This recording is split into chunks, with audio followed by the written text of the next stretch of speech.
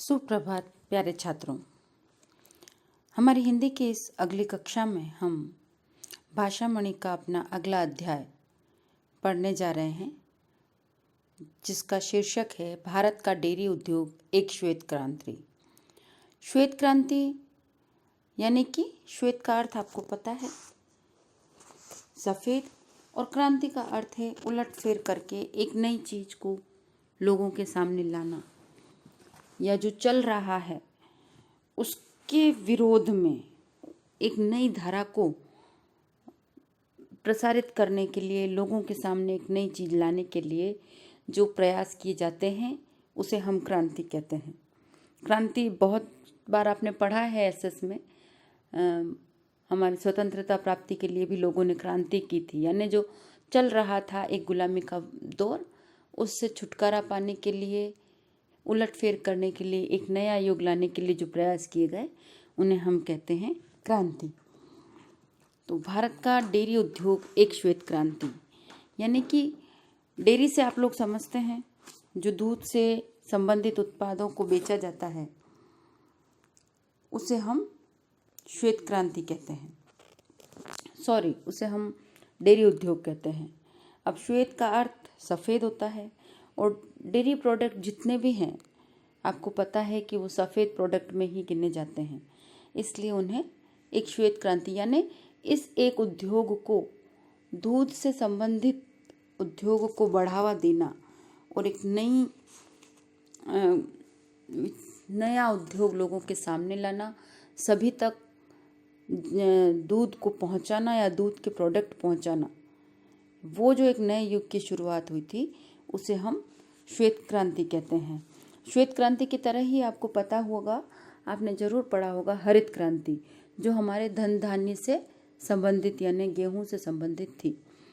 ठीक है, इस अध्याय में हमें यह समझाया गया है कि किसी भी नई चीज़ को शुरू करने के लिए, किसी भी अच्छी चीज़ को शुरू करने के लिए और लोगों तक अच्छी विचारधारा या अच्छा उत्पादन पहुंचाने के लिए बहुत मेहनत करनी पड़ती है और बहुत सारी विपरीत परिस्थितियों का सामना करना पड़ता है, लेकिन उस एक चीज़ को प्राप्त करने के लिए या अपने उद्देश्य को प्राप्त करने के लिए लगन और एकता की आवश्यकता होती है। हमारा ये अध्याय हमें यही समझाना चाह रहा है। आइए हम पढ़ते हैं अपना नया अध्याय। कृषि प्रधान देश भारत की अधिकांश जनसंख्या आज भी गांवों में रहती है। गांवों में आज भी प्रमुख रूप से खेती और पशुपालन को ही व्यवसाय के रूप में अपनाया जाता है। स्वतंत्रता प्राप्ति के बाद हुए विकास कार्यक्रमों में गांवों को प्रभावित करने वाली दो मुख्य क्रांतियां हुई, हरित क्रांति और श्वेत क्रांति। हरित क्रांति का सीधा संबंध अनाज उत्पादन से है और इस क्रांति में मुख्य योगदान पंजाब राज्य का है। श्वेत क्रांति का सीधा संबंध दूध के उत्पादन से है और इसमें गुजरात राज्य सबसे आगे है। अभी अभी मैंने बात की भी थी कि हरित क्रांति हमारे अनाज और गेहूं से संबंधित है और इसमें सबसे बड़ा जो योगदान था वह पंजाब का था। श्वेत क्रांति के बारे में मैंने बात की है और वो दूध से संबंधित है और इसमें गुजरात राज्य सबसे आगे है। अधिकांश का अर्थ होता है ज़्यादातर। व्यवसाय का अर्थ आप समझते हैं, व्यापार, और योगदान का अर्थ होता है किसी काम में अपना हिस्सा देना, उस कार्य को पूरा करने के लिए अपनी तरफ से कोशिश करना। आजकल से प्राचीन काल से आज तक भारत के गांवों की अर्थव्यवस्था का आधार खेती और पशुपालन रहे हैं। भारतवासी गाय को माता मानते हैं और उसकी पूजा करते हैं। यद्यपि ग्रामीणों का मुख्य व्यवसाय पशुपालन था, किंतु फिर भी स्वतंत्रता मिलने के बाद भी जन सामान्य को पर्याप्त मात्रा में दूध उपलब्ध नहीं था। भारत में जहाँ कभी दूध की नदियाँ बहती थी, फिर से दुग्ध उत्पादन के क्षेत्र में स्वावलंबी बनाया जाए, इसके लिए हरित क्रांति के समान ही श्वेत क्रांति की बात सोची गई। यह जो पाठ हमें बताया जा रहा है, इसमें मुख्य रूप से यही बताया गया है कि भारतीय अर्थव्यवस्था जो है कृषि प्रधान है, यानी खेती पर टिकी हुई है और हमारा भारत का अधिकांश जनसमूह खेती और पशुपालन पर निर्भर रहता है। और इतना सब होने के बाद भी जब हम स्वतंत्र हुए थे तब भी जनसामान्य को मतलब पशुपालन पालक देश माना गया है हमारा, लेकिन स्वतंत्रता प्राप्ति के बाद जनसामान्य को दूध उपलब्ध नहीं था। जनसामान्य अर्थात आम आदमी, और उपलब्ध का अर्थ होना है प्राप्त होना। तो स्थिति ऐसी थी कि हम पशुपालक देश के रूप में जाने जाते हैं, खेतीहर के रूप में हम जाने जाते हैं। उसके बावजूद हमारे पास दूध और अनाज की कमी ही रही, और इसी का कारण था कि यह जो क्रांतियाँ हुई थी। स्वावलंबी का अर्थ होता है अपने आप पर निर्भर होना, यानी कि आत्मनिर्भर होना। जब स्थिति ऐसी थी कि हमारे लिए दूध और उपलब्ध नहीं था, तो कुछ लोगों ने हरित क्रांति की तरह ही श्वेत क्रांति के बारे में सोचा गया। यानी इस तरीके से सोचा गया कि हम दूध के उत्पादन को जो बढ़ाएं और बढ़ाकर उसे किस तरीके से जन सामान्य के पास पहुंचाया जा सकता है, इस बारे में कुछ लोगों ने सोचा। देश के स्वतंत्र हो जाने के बाद प्रत्येक राज्य में डेयरी उद्योग का विकास हुआ, परंतु गुजरात राज्य के आनंद में अमूल डेयरी की विकास यात्रा तो बेमिसाल है। कहा जाता है कि भारत में अमूल डेयरी का विकास ही श्वेत क्रांति का विकास है। भारत के डेयरी उद्योग और श्वेत क्रांति को समझने के लिए अमूल डेयरी की विकास गाथा को समझना आवश्यक है। जब श्वेत क्रांति की बात सोची गई तो प्रत्येक राज्य में डेयरी उत्पादन का विकास हुआ था, लेकिन गुजरात राज्य का जो एक आनंद, आप लोगों ने सबने सुना होगा, आनंद नाम का एक गांव है। हमारा जो अमूल डेयरी प्रोडक्ट, आप लोग आज इस अमूल डेयरी से बहुत सारे प्रोडक्ट आप लोग अपने घरों में यूज़ करते हैं, लेकिन किसी वक्त ये एक नगण्य यानी एक छोटी सी फर्म हुआ करती थी, और वो भी लोगों ने उसके बारे में सोचा कि हम इसको कैसे विकास के लिए लाएं। तो जो किसी समय पे बिल्कुल विख्यात नहीं थी, नामचीन नहीं थी, वो आज इंटरनेशनल पर विख्यात नाम हो गया। तो इतनी लंबी यात्रा जो अमूल डेयरी ने की है, लेखक कहते हैं कि एक बहुत ही बेमिसाल, यानी जिसकी कोई मिसाल नहीं दी जाए, ऐसी यात्रा है।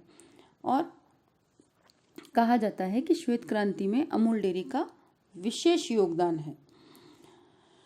इसलिए लेखक कहता है कि श्वेत क्रांति को समझने के लिए हमें अमूल डेयरी को भी समझना पड़ेगा, उसकी विकास गाथा को भी समझना पड़ेगा। आज आनंद को दूध नगरी कहा जाता है। अमूल डेयरी को विश्व कक्षा में एशिया खंड की सबसे बड़ी डेयरी का दर्जा मिल चुका है। इसे यहाँ पहुँचाने में सेवा मूर्ति श्री त्रिभुवन दास पटेल और डॉक्टर कुरियन वर्गीस का विशेष योगदान रहा है। श्री त्रिभुवन दास एक स्वतंत्रता सेनानी थे। वे महात्मा गांधी और सरदार वल्लभ भाई पटेल के अनुयायी थे। उन्होंने देखा कि दूध को अधिक समय तक संग्रह करके नहीं रखा जा सकता, अतः ग्रामीण पशुपालक नुकसान सहन करके औने पौने दामों पर दूध बेच देते हैं। धनी व्यापारियों द्वारा गरीब और निरक्षर जनता को लूटा जा रहा था। उनसे इन गांव वालों का दुख देखा नहीं गया। उनका दृढ़ विश्वास था कि एकता में ही शक्ति होती है और सहकार के बिना उद्धार नहीं है। उन्होंने खेड़ा जिले को अपनी कर्म भूमि बनाया। उन्होंने इस जिले के गांव-गांव में जाकर पशुपालन और दूध के महत्व को समझाने के साथ ही सरकारी मंडली बनाने का सुझाव भी दिया। लेखक अपनी बात कहते हुए कहते हैं कि आज आनंद नगरी जो गुजरात की है, उसे दूध नगरी के रूप में माना जाता है। और अमूल डेयरी को विश्व कक्षा में, यानी कि पूरे वर्ल्ड में एशिया की सबसे बड़ी डेयरी का दर्जा मिला हुआ है। यानी एशिया की जो अगर सबसे बड़ी डेयरी माना जाए तो अमूल डेयरी को माना जाता है। और यहाँ तक अमूल डेयरी को पहुँचाने में जो सबसे बड़ा योगदान है वो है सेवा मूर्ति, यानी जो सेवा की मूर्ति है तत्परता के साथ, वो त्रिभुवन दास पटेल और डॉक्टर कुरियन वर्गीस है। इन दोनों के विशेष योगदान से आज अमूल डेयरी को ये महत्व मिला है। लेखक बताते हैं कि त्रिभुवन दास एक स्वतंत्रता सेनानी थे और वो महात्मा गांधी और सरदार वल्लभ भाई पटेल के अनुयायी थे। अनुयायी यानी किसी को मानने वाला, किसी की बात को अक्षरशः वर्ड टू वर्ड मानने वाला अनुयायी कहलाता है। जब त्रिभुवन दास ने देखा कि भाई आप लोग भी जानते हैं कि दूध ऐसी वस्तु है जिसे हम अधिक समय तक संग्रह नहीं कर सकते। दूध को तो अधिक समय तक संग्रह यानी इकट्ठा करके हम नहीं रख सकते। जब स्वतंत्रता सेनानी ने ये देखा कि जो गरीब जनता है, निरक्षर यानी अनपढ़, ठीक है, उन्हें धनी व्यापारियों द्वारा लूटा जाता था। लूटा कैसे जाता था? यानी दूध जैसी चीज को भी औने पौने दामों पर। ये एक मुहावरा है कि जो लाभ न देख, हम कोई चीज़ बेचने जाएं तब हम उसमें अपना लाभ न देखकर जो दाम मिल रहा है कम या ज़्यादा, उसे हम उसी दाम पर बेच दें। तो ऐसे दामों पर जनता बेचारी या गरीब जनता जो थी वो उसको बेच देती थी। ये देखकर स्वतंत्रता सेनानी जो थे त्रिभुवन दास, उन्हें बहुत दुख हुआ था और उन्होंने ऐसा सोचा कि इन गाँव वालों का दुख उनके लिए बर्दाश्त के लायक नहीं था।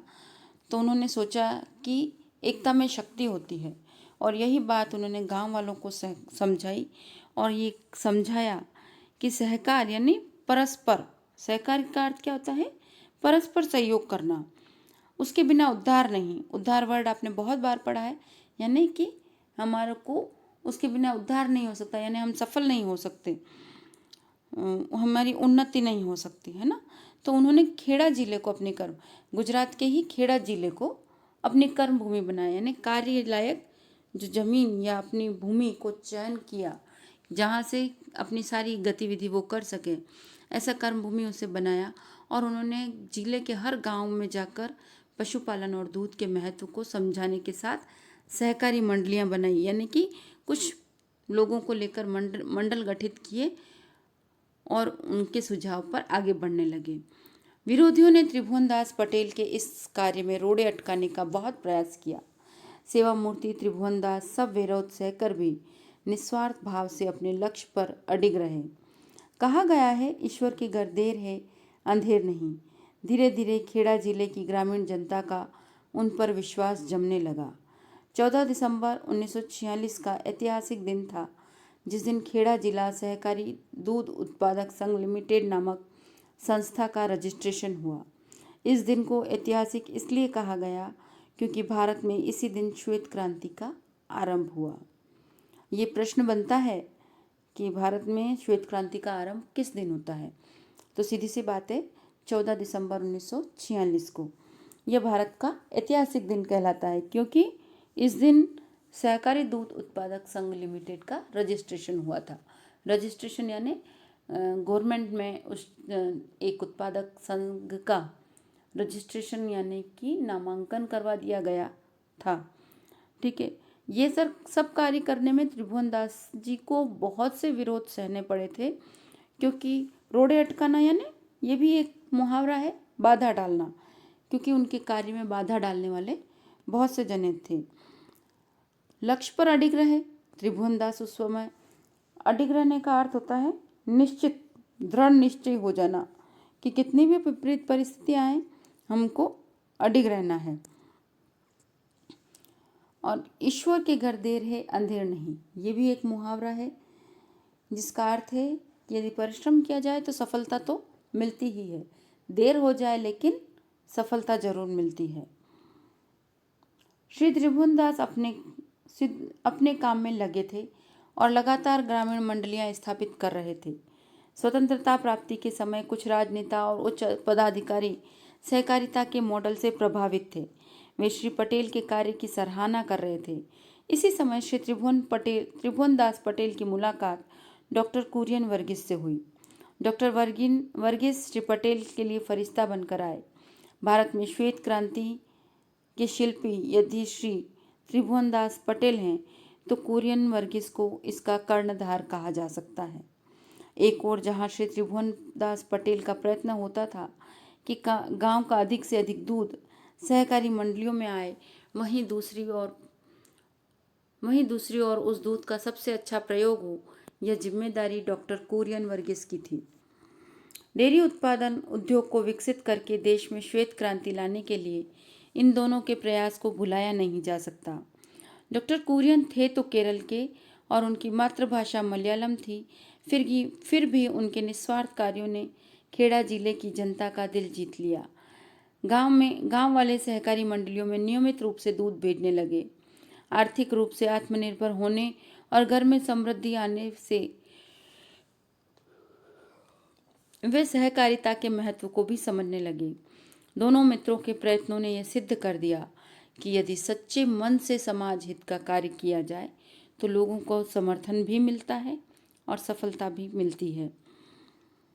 इस गद्यांश में ये समझाया गया है कि विपरीत परिस्थितियां भी आई, कुछ सफलताएं भी मिली, लेकिन त्रिभुवन दास जो थे वो अपने काम में लगे रहे अपने लक्ष्य को प्राप्त करने के लिए। वे हर लगातार ग्रामीण मंडलियों को एक के बाद एक नई नई ग्रामीण मंडलियां बनाते जा रहे थे और कुछ जो पदाधिकारी थे, राजनेता थे, वे त्रिभुवन दास से बहुत ही प्रभावित भी थे और त्रिभुवन दास के ऐसे कार्यों की प्रशंसा भी करते थे। ऐसे समय पर त्रिभुवन दास की मुलाकात डॉक्टर कुरियन वर्गीस से हुई थी। ये आगे चलकर अमूल डेयरी के विकास में ये भी मील का एक पत्थर साबित हुए थे।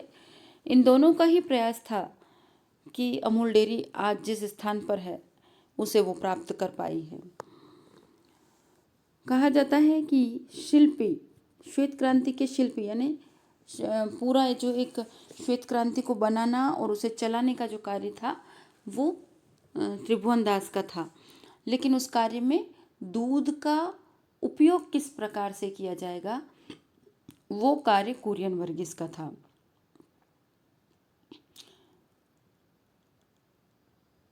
इन दोनों के ऐसे कार्य से और कुरियन वर्गीस जो कि केरल के थे, उनके जो कार्य थे उन्होंने लोगों का दिल जीत लिया था। ये एक मुहावरा है, दिल जीत लेना भी मुहावरा, यानी लोगों को प्रभावित कर देना। ठीक है, ऐसी स्थिति में धीरे धीरे स्थिति ये होने लगी कि लोग आत्मनिर्भर बनने पर लगे, उनके घर में समृद्धि आने लगी। समृद्धि का अर्थ क्या होता है? समृद्धि का अर्थ होता है कि धन से संपन्न होना, यानी चारों तरफ धन संपदा का घर में आना। और इन दोनों के इन प्रयासों से एक बात समाज में सिद्ध होती कि समाज का कार्य, समाज की भलाई के लिए जो भी कार्य मन लगाकर करें उसे धीरे धीरे लोगों का समर्थन मिलता है। समर्थन यानी मत, साथ देना, है ना, वो मिल जाता है।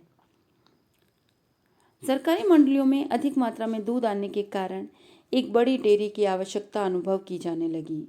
इसे पूरा करने के लिए 1950 में आनंद में अमूल डेयरी की स्थापना हुई। प्रारंभ में अमूल के सम्मुख आर्थिक समस्याएं आई, पर केंद्र सरकार और विश्व बैंक जैसी संस्थाओं से सहायता मिलती रही। इसी समय डॉक्टर कुरियन के मित्र और डेयरी विषयों के विशेषज्ञ श्री H.M. डालिया ने भारत में प्रचुर मात्रा में उपलब्ध भैंस के दूध से दूध के पाउडर और कंडेंस्ड मिल्क बनाने की विधि खोज निकाली। इन उत्पादों के लिए भैंस का दूध कच्चे माल के रूप में प्रयोग किया जाने लगा। इससे उत्पादन लागत कम हो गई और अमूल ब्रांड यूरोप के प्रसिद्ध नेस्ले ब्रांड को टक्कर देने लगा। 1950 में लगाया गया अमूल नाम का यह पौधा आज वट वृक्ष बन गया है। अमूल की सफलता को ध्यान में रखकर भारत सरकार ने 1965 में आनंद में ही नेशनल डेयरी डेवलपमेंट बोर्ड की स्थापना की। यह एक राष्ट्रीय संस्था है और इसका उद्देश्य दूध उत्पादन के साथ ही भारत में कृषि अर्थतंत्र को सुधारना भी है। आगे की जो यात्रा है उसमें ये बताया गया है कि अमूल डेयरी की स्थापना 1950 में की गई थी। क्योंकि सरकारी मंडलियों से अधिक मात्रा में दूध आने के कारण एक बड़ी डेयरी की आवश्यकता अनुभव की जाने लगी थी और यही कारण था कि 1950 में अमूल डेयरी की स्थापना की गई। प्रारंभ में यानी शुरुआत में अमूल के सम्मुख कई सारी आर्थिक समस्याएं यानी आर्थिक यानी पैसों को लेकर समस्या आई, पर केंद्र सरकार और विश्व बैंक की सहायता मिलती रही और इन्हीं के कारण अमूल आगे बढ़ता गया। इसी समय कुरियन वर्गीस के एक और मित्र थे एच.एम. डालिया, जो कि प्रचुर मात्रा में भैंस के दूध से दूध का पाउडर और कंडेंस्ड मिल्क बनाने की विधि उन्होंने खोज निकाली, जो कि अमूल की प्रगति में एक मील का पत्थर साबित हो गई थी। और इन सब कार्य के लिए भैंस के दूध को कच्चे माल के रूप में प्रयोग किया जाने लगा था। और इससे क्या हुआ कि जो उत्पादन लागत थी यानी जो प्रोडक्ट बनाए जा रहे थे उनसे जो उसके लिए जो लागत लगती है वो कम लगने लगी, और इस लागत कम लग रही थी और जो प्रोडक्ट बन रहे थे वो बहुत उच्च क्वालिटी के बन रहे थे। तो इसी कारण से अमूल डेयरी ने नेस्ले डेयरी को मात दे दी, यानी भारत की एक छोटी सी संस्था ने यूरोप की इतनी बड़ी संस्था को टक्कर देने लगी। टक्कर देना यानी मात देना, मुकाबला करना, ये भी एक मुहावरा है। और आज के समय में जो 1950 में एक बीज बोया गया था अमूल डेयरी के नाम से, वो आज एक वट वृक्ष बना हुआ है। अमूल ने जैसे जैसे सफलता प्राप्त की, भारत सरकार ने 1965 में आनंद में ही नेशनल डेयरी डेवलपमेंट बोर्ड की स्थापना की, और अब यह एक राष्ट्रीय संस्था बन चुकी है। और इसका उद्देश्य दूध उत्पादन के साथ भारत में कृषि तंत्र को सुधारना भी है। आज अमूल केवल दूध के उत्पादन तक सीमित नहीं रहा। दूध पाउडर, दही, घी, मक्खन, श्रीखंड, आइसक्रीम, चीज आदि और भी अनेक वस्तुएं सफलतापूर्वक बेच रहा है। अमूल की इस सफलता ने देश में एक श्वेत क्रांति तो दी, भारत में डेयरी उद्योग को भी एक नई दिशा प्रदान की। आज तो गुजरात में ही अमूल डेयरी के साथ साथ Sabar dairy, Sagar dairy, Banas dairy, Baroda dairy भी विकसित हो गई है। अन्य राज्यों में भी डेयरी उद्योग के विकास में अमूल का बड़ा योगदान है। आज अमूल डेयरी लाखों लोगों के रोजी रोटी कमाने का साधन है। खेड़ा और आनंद जिले की 40% आर्थिक समृद्धि केवल अमूल के कारण है। लेखक बताते हैं कि धीरे धीरे अमूल डेयरी का उत्पादन सिर्फ दूध तक नहीं रहा, दूध से संबंधित अन्य बहुत सारे प्रोडक्ट जैसे दूध पाउडर, दही, घी, मक्खन, श्रीखंड, आइसक्रीम, चीज़, ऐसी अनेक वस्तुएं हैं जो सफलतापूर्वक अमूल डेयरी के आधार के नाम से बिक रही है। और यही एक अमूल डेयरी का जो विकास यात्रा है वह श्वेत क्रांति के रूप में जाना जाता है। भारत में अमूल डेयरी की वजह से एक नई उद्योग को दिशा प्रदान की मिली है। आज गुजरात में और भी कई डेयरियां हैं। अमूल डेयरी की वजह से भारत में अन्य कई डेयरियां हैं जो अमूल डेयरी के सहयोग से चलती है। खेड़ा और आनंद जिला, ये जो दो जगह हैं, वो 40% आर्थिक समृद्धि केवल अमूल के कारण है। यानी कि खेड़ा और आनंद जिले की जो समृद्धि है वो सिर्फ और सिर्फ अमूल के कारण है।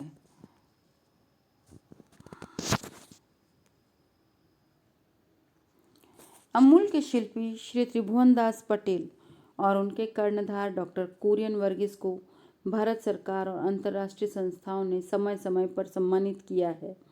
श्री त्रिभुवन दास पटेल तो 1967 से 1974 तक राज्यसभा के सदस्य भी रहे।